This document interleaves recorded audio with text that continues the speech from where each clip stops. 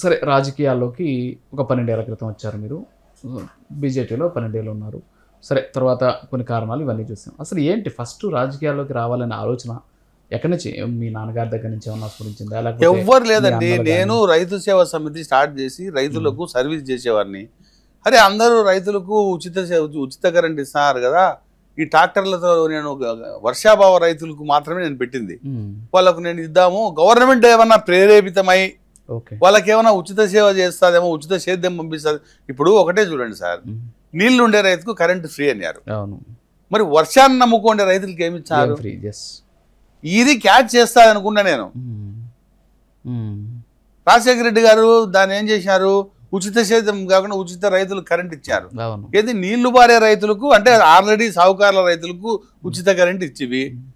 పాపం వర్షానికి నమ్ముకోరేసిన రైతు ఈరోజు అన్నదాతకు అతను వర్షం రాకపోతే ఎండిపోతాడు. అంటే లాటరీ అతనికి, వచ్చాడా పోతాడా, వచ్చాడా పోతాడా. అయినా వదలకుండా రైతు ఈరోజు మెట్టసేద్య రైతును ఈరోజు ఏ రాష్ట్ర ప్రభుత్వాలు ఆదుకుంటాడా, ఏ కేంద్ర ప్రభుత్వం ఆడుకుంటా. ఇప్పుడు రైతు సేవా సమితి ద్వారా ఏం చేశారు మీరు? ఇది ఇట్లా చేసాప్పుడు నేను రిమ్స్ ఉందండి, రిమ్స్ లో 20 రూపాయలు క్యాన్ అమ్మేవాళ్ళు నీళ్లు కడప రిమ్స్ లో. సిద్ధప్ప గౌరవ్ అని ఒక ఆయన డైరెక్టర్ గా ఉండేవాడు. దానికి ఆయన దగ్గరికి వెళ్ళా, సార్ ఏంది సార్ 20 రూపాయలు పెట్టి వాళ్ళు కొంటారు, మీరేమో అన్ని ఫ్రీ ఇచ్చారు, టాబ్లెట్ సాయంత్రం ఏగుద్ది 20 లీటర్లు 5 లీటర్ల క్యాన్ 20 రూపాయలు అంటే వానికి ఒక వారం ఉంటే వానికి దాదాపు 500 ఖర్చు వస్తుంది ఒక్కొక్కరికి. ఆ మినరల్ వాటర్ పెట్టకూడదా, 100 కోట్లు పెట్టామండి ఖర్చు ఏం సార్ అంటే, మాకు ఫండ్స్ లేవండి, అలాట్మెంట్ లేదండి రెడ్డి గారు, మీరే పెట్టండి అన్నాడు. ఓ పని చేస్తా సార్ నేను పెడతా, మళ్ళీ మీరు అవమానం అని భావించకూడదు అని. లేదు నేనే వచ్చి ఓపెన్ చేస్తా అన్నాడు. ఆమె నేనేం చేశానంటే బయట వేరే వాళ్ళతో మాట్లాడి 2 పెద్ద ట్యాంకర్లు కొని రోజుకు 3000 లీటర్లు పొద్దున 3000 లీటర్లు సాయంత్రం 6000 లీటర్లు మినరల్ వాటర్లు పెట్టా 2 సంవత్సరాలు.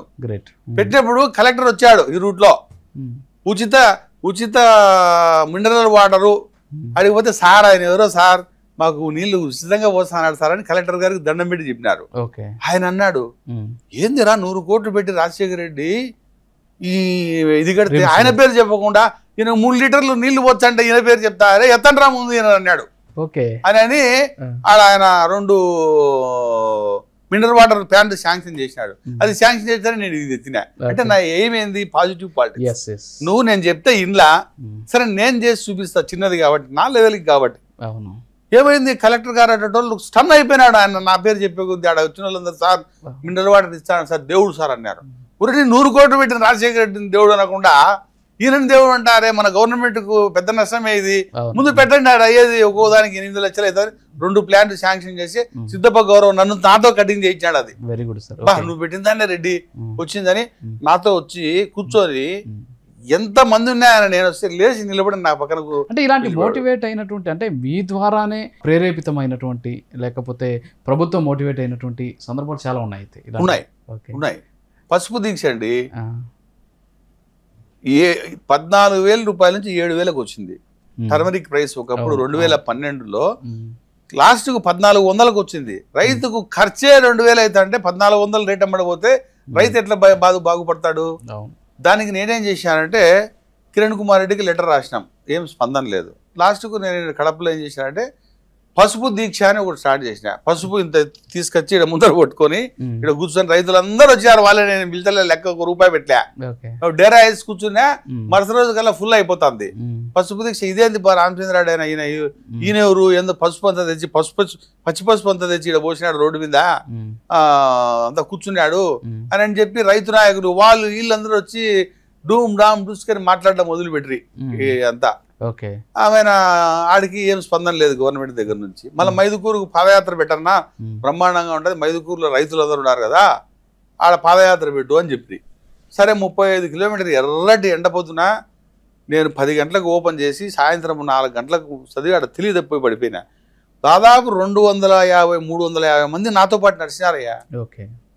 350 మంది నాతో నడిచినారు.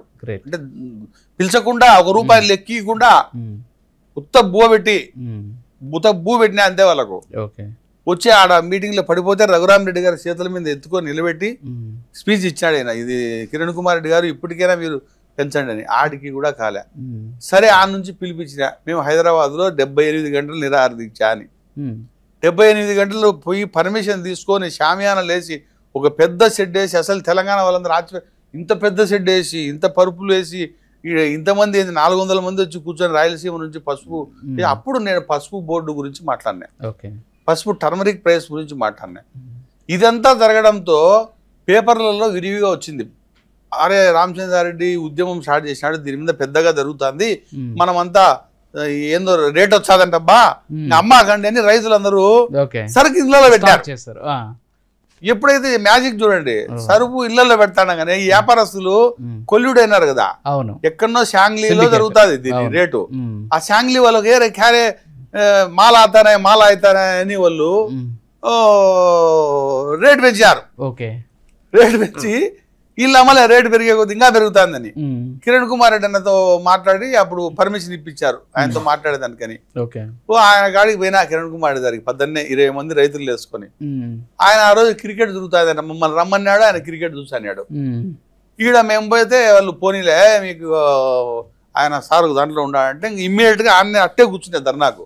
కిరణ్ కుమార్ రెడ్డి డౌన్ రైతుల్ని పిలిచి ఈయన మమ్మల్ని అవమానం చేసినాడు అని చెప్పి అంటేనే 200 మంది పోలీసులు వచ్చి ఎత్తిరి నన్ను 20 మందిని తప్పి పంజగుట్ట పోలీస్ స్టేషన్ చేసిరి. ఆ పంజగుట్ట పోలీస్ స్టేషన్ కి ఆయన ఎవరు ఫోన్ చేసినారో, ఇన్సెంట్ అయ్యా వాళ్ళనేది రైతులు నీ పాసుకురు అని వాళ్ళని పోలీసు వాళ్ళని తిట్టే కొద్దీ వాళ్ళు మధ్యాహ్నానికి పోండి సార్ మీరు ఇంటికి, కేసు బుక్ చేయలే, పాడు బుక్ రేటు పెరిగింది సార్.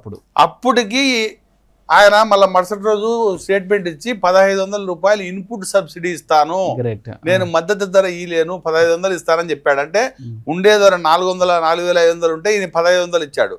ఈ లోపల అట్టబడి 7500కి వచ్చింది రేట్. అంది 2000 కోట్ల రూపాయలు రైతులకు లాభం వచ్చింది భారతదేశ వ్యాప్తంగా. పసుపు పండించిన రైతులు ఒక్క సింగారెడ్డి రామచంద్రారెడ్డి అనుకోని ఒక్క పసుపు దీక్ష స్టార్ట్ చేస్తేనే 2000 కోట్ల రూపాయలు ఆదాయము వచ్చింది. అంటే ఇంకా ఇట్లా సింగారెడ్డి రామచంద్రారెడ్డి ఒక 1000 మంది తయారైతే ఈ దేశం ఎందుకు పడదు?